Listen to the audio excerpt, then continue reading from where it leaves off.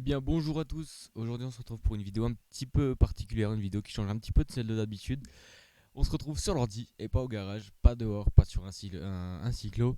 On se retrouve aujourd'hui pour réaliser une demande d'immatriculation pour un Solex, un petit 2002 de 63. Je sais que pour certains c'est très compliqué de faire une demande d'immatriculation. Moi j'ai jamais été embêté, donc je vais vous montrer ma manière de faire et j'espère que ça pourra en aider plus d'un. Donc tout simplement, on se rend sur le site de la NTS, je vous mettrai le lien dans la description de la vidéo. Vous vous connectez si vous avez un compte, sinon vous en créez un, c'est très facile de créer un compte. Vous pouvez aussi vous connecter avec France Connect comme sur beaucoup de sites de l'État et c'est vachement facile. Une fois arrivé sur le site de la NTS, bienvenue sur votre compte, vos demandes, vous cliquez sur Nouvelle demande. Notre demande concerne l'immatriculation et on souhaite faire une autre demande. Je commence la demande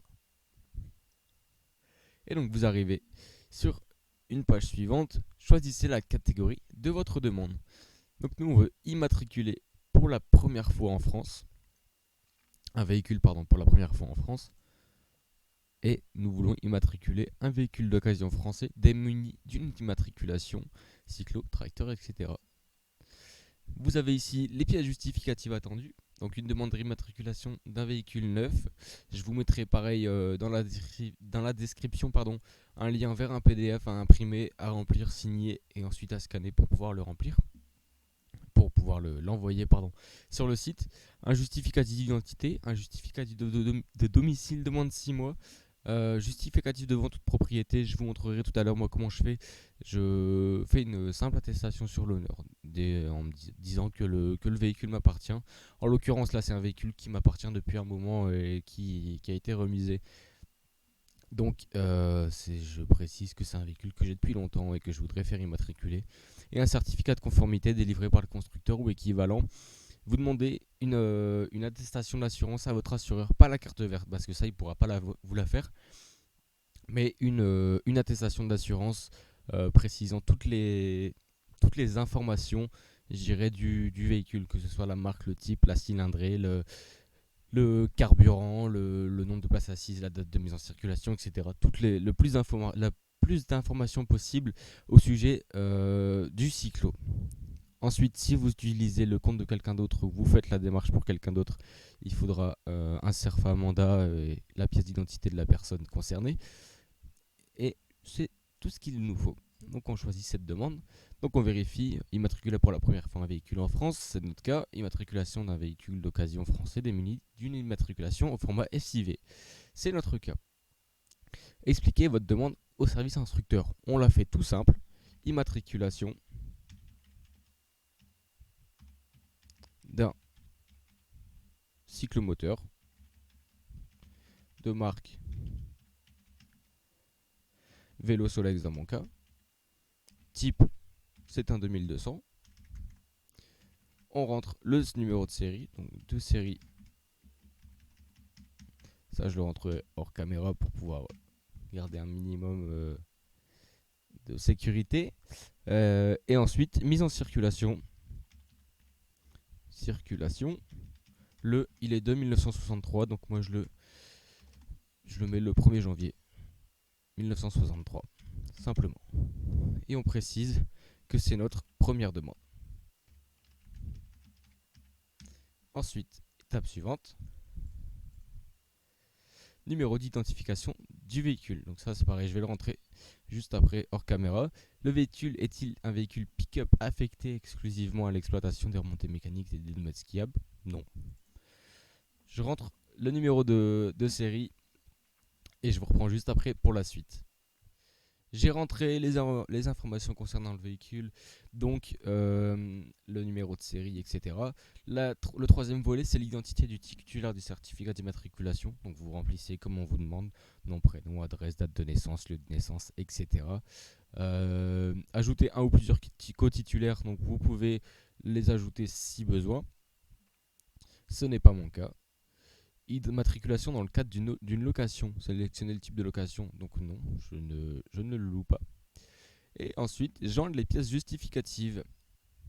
Donc le seul petit hic, c'est la taille maximale, c'est 1 mégaoctet par document.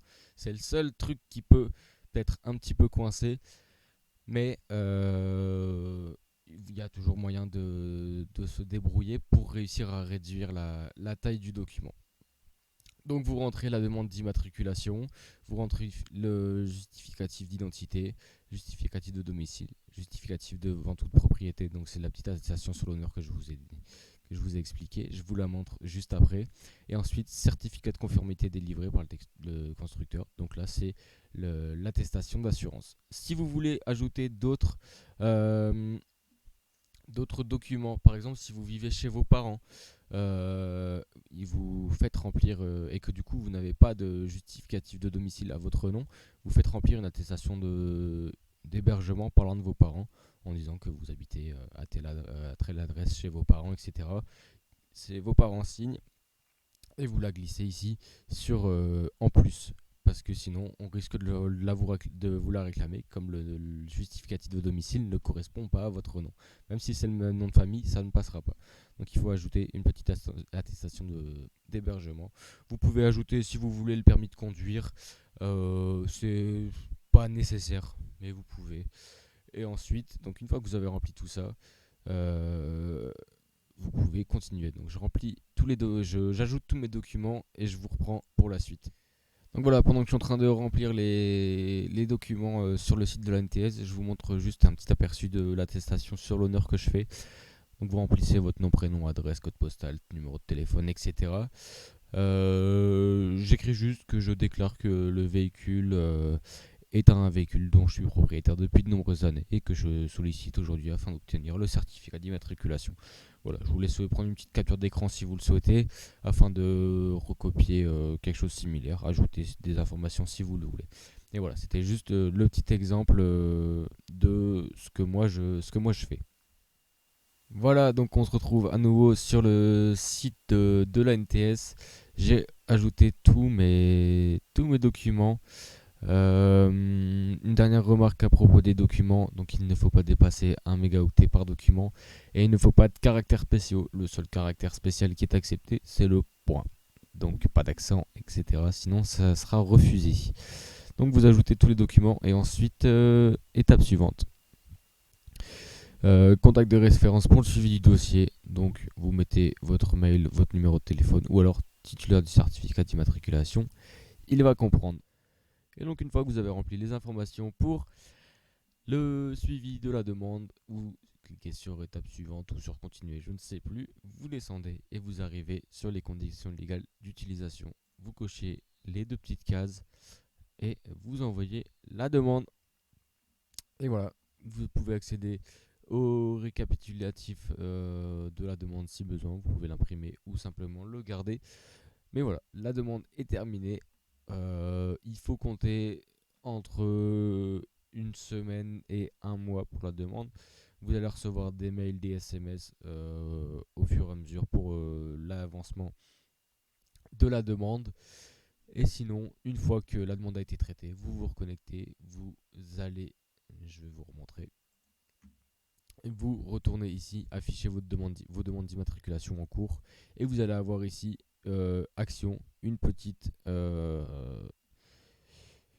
section reprendre. Vous cliquez sur reprendre, vous descendez, vous avez quelques cases à cocher pour attester que c'est bien vous, que vous vous opposez à la réutilisation de vos données, etc.